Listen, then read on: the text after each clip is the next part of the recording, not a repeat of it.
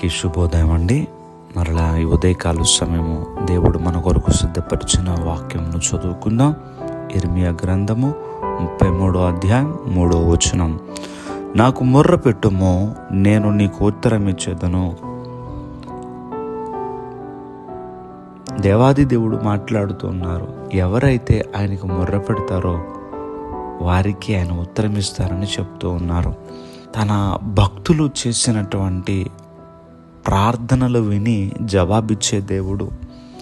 ఎవరైతే ఆయనకి మొర్ర పెడతారో ఆయనకి తప్పకుండా ఉత్తరం ఇచ్చే దేవుడు. కొన్నిసార్లు మనకు అనిపిస్తుంది, దేవుడు నా ప్రార్థన వింటున్నారా, నా మొర్ర ఆలకిస్తున్నారా అనిపించవచ్చు.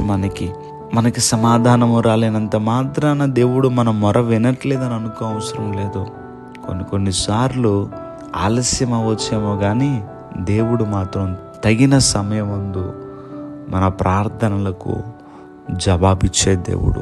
దేవుని గ్రంథములో హిజ్కియా గారి దగ్గరికి యెషయా ప్రవక్త వచ్చి, నీవు మరణమవుచున్నావు, బ్రతుకవు గనుక నీవు నీ ఇల్లు చక్కబెట్టుకోమని దేవుడు చెప్పమన్నారు, కనుక నీ ఇల్లు చక్కబెట్టుకొని చెప్పాడు. ఆయన చెప్పిన తర్వాత వెంటనే హిజ్కియా గారు ఏం చేశారంటే దేవుని సన్నిధిలో మొర్ర పెడుతూ ఉన్నారు, దేవునికి ప్రార్థన చేస్తూ ఉన్నారు.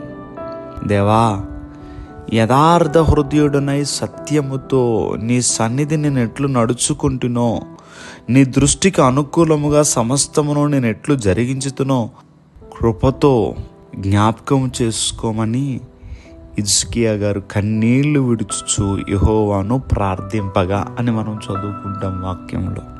ఈయన ఏం చేస్తున్నారంటే ప్రార్థన చేస్తున్నారు. దేవా, మీ సన్నిధిలో నేను ఎలా ఉన్నానో మీకు తెలుసు కదా ప్రభా, మీ కృపచేత నన్ను జ్ఞాపకం చేసుకోవా అని ఈయన ఎప్పుడైతే ప్రార్థన చేస్తున్నారో ఆ ప్రార్థన మొర్ర దేవుడు వెంటనే విన్నారు. విని ఆ వార్త పట్టుకుని వచ్చిన దైవజనుడు, ఏ దైవజనుడు నువ్వు మరణం అవుతావని చెప్పారో అదే దైవజనుడు మరలా వచ్చి నీ ప్రార్థన దేవుడు ఆలకించారు, 15 సంవత్సరాల ఆయుష్ మరలా నీకు పొడిగించబడుతుందని ఆ దైవజనుడు చెప్పడం జరిగింది.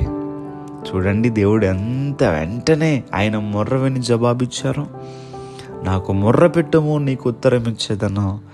హిజ్కియా గారు దేవునికి మొర్ర పెట్టారు, అయ్యా నన్ను జ్ఞాపకం చేసుకోండి అని ప్రభువుని వేడుకోగానే మరణకరమైనటువంటి రోగము నుండి దేవుడు విడిపించి 15 సంవత్సరాల ఆయుష్ కాలాన్ని దేవుడు ఆయనకి దయచేశారు. ఉదయకాల సమయంలో దేవుడు మన ప్రార్థన వింటున్నారని గుర్తించు. నా ప్రభువు నా ప్రార్థన వినట్లేదేమో అనుకోవద్దు. తప్పక నీ ప్రార్థన విని జవాబిచ్చే దేవుడిని మనం కలిగి ఉన్నాం. దేవుడి మాటలు దీవించునుగాక.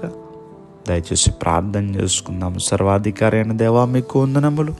ఈరోజు నిబిడలు వారు దినచర్య ప్రారంభిస్తూ ఉంటుండగా నిబిడలకి మీరు తోడుగా ఉండి వారి పనులకు, వారి ప్రయాణములకు, వారి ఉద్యోగములకు, వారి వ్యాపారములకు మీరు తోడుగా ఉండి నిబిడల యొక్క ప్రతి అవసరములను కూడా తీర్చి, విదేశాల్లో ఉన్నటువంటి బిడ్డలు మీరు జ్ఞాపకం చేసుకొని వారికి చక్కటి ఆరోగ్యాలు దయచేసి ఈరోజు నిబిడలు సంతోషంగా ఉండులాగున మీ సన్నిధి తోడు నిబిడలకి దయచేయమని యేసుక్రీస్తు వారి యొక్క నామం పేరట అడిగి వేడుకుంటూ ఉన్నాం మా పరమ తండ్రి.